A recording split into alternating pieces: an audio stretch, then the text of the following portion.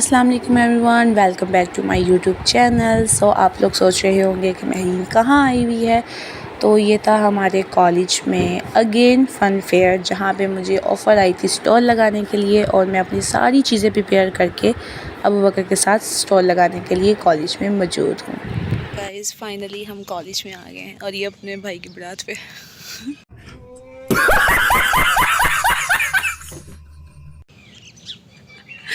चलो उठो उठो, सामान को उठा के।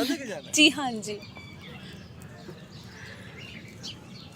सो गाइस हम आ गए हैं। झूले नहीं लगे क्योंकि गवर्नमेंट की तरफ से बंद हैं और सिर्फ एक अदर जंपिंग लगी हुई है। अब हमारा मिशन है शकील भाई को ढूंढना। अपना शेडो हटाओ, मेरे एस्थेटिक वीडियोस नहीं बन रहे।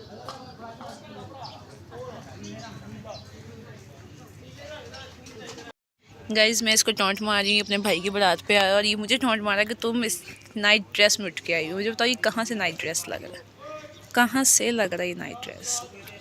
इतनी मेहनत से सुबह सुबह उठ के शर्ट प्रेस की मैंने है और ये कह रहा है नाइट ड्रेस लग रहा है। सही है बकर, सही है।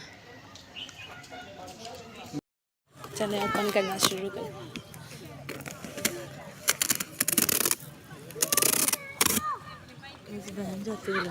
ओह हाँ, पहले वो चादर कौन सी है?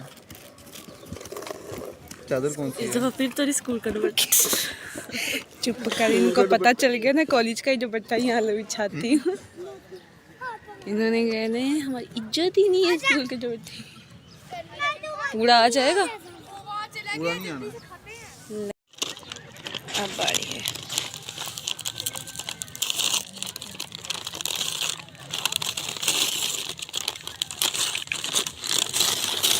वाओ, इतना कुछ।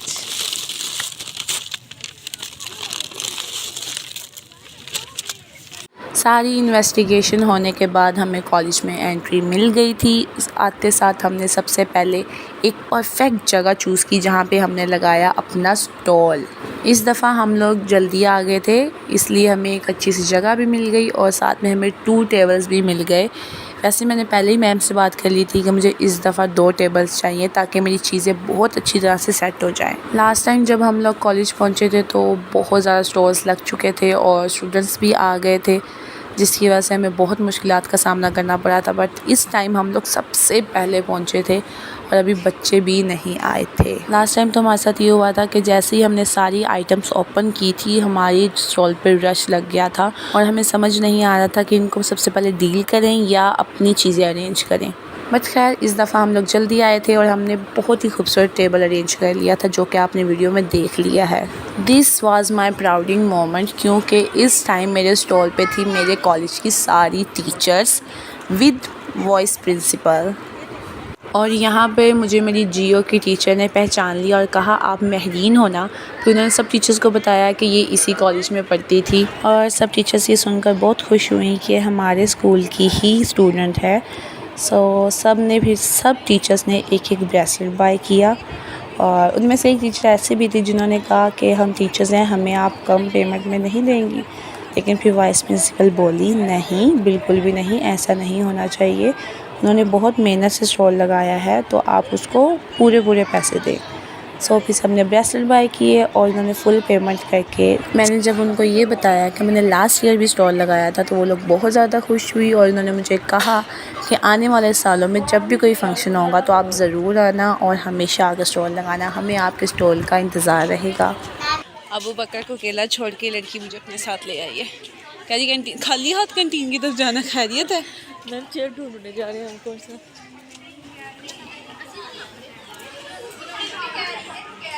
थोड़ा घूमने फिरने के बाद मैंने और ज़ैनब ने डिसाइड किया कि क्यों ना दूसरे स्टॉल्स पे जाके देखा जाए कि बाकी सब ने क्या लगाया हुआ है।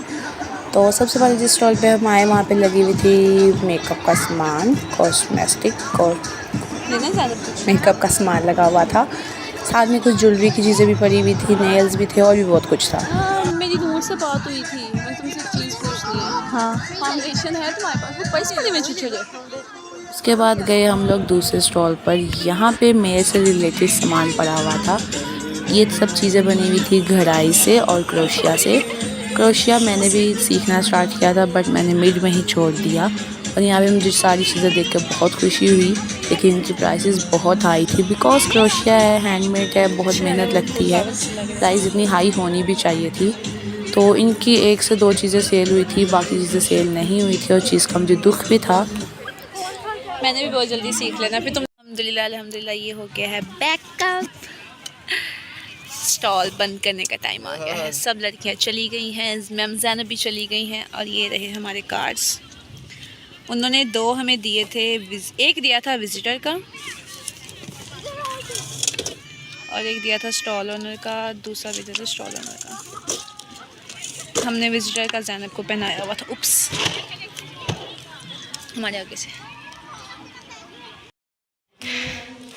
मैं आई हुई थी मैम सदफ से अल्लाह हाफिज़ करने, क्योंकि वो हर दफ़ा सबसे पहले स्टॉल में मुझे कॉल करती हैं, मेहरीन स्टॉल लगाना है, और मैं कहती हूँ यस लगाना है। सो चलते हैं अब। सेकंड टाइम स्टॉल लगाने पर हमें लास्ट टाइम से अच्छा प्रॉफिट गेन हुआ, लेकिन उतना नहीं हुआ जितने की हमें उम्मीद थी, क्योंकि इस दफ़ा मैंने बहुत ज़्यादा मेहनत की थी। ये स्टॉल मैंने लगाया था 12 को और 13 फ़ेब को मेरी भाई की मेहंदी थी, मतलब कल, और मैं सब लोग शादी में की तैयारियों में लगे हुए थे, मेहंदी की तैयारियों में लगे हुए थे, और मैं और अबू बकर स्पेशली स्टॉल की प्रिपरेशन कर रहे थे। मैंने इस दफ़ा बहुत ज़्यादा चीज़ें बनाई थी और हर चीज़ हाथ से बनी हुई थी। मैंने ब्रेसलेट बनाए, की चेन बनाए, फ़ोन चार्म्स बनाए, क्राउन्स बनाए, फ्लावर क्राउन्स बनाए, और उसके अलावा और भी Polaroids, book marks, notebooks, everything हमने सब कुछ बनाया। लेकिन प्रॉफिट गेन ना होने का रीज़न ये था कि इस दफ़ा स्टूडेंट्स कम आए थे, क्योंकि स्विंग्स नहीं लगे थे, तो इस वजह से स्टूडेंट्स कम आए थे। बट खैर जो भी हुआ अच्छा हुआ, मज़ा आया, नेक्स्ट टाइम सही। और इस व्लॉग में बस इतना ही था। अल्लाह हाफिज़। किसी को ना पता चले हम लोग दही बल्ले खाने आए हुए हैं। मेरे घर बाद में जाएंगे, पहले दही बल्ले खा लें। यहाँ के दही बल्ले बहुत बहुत मज़े के होते हैं।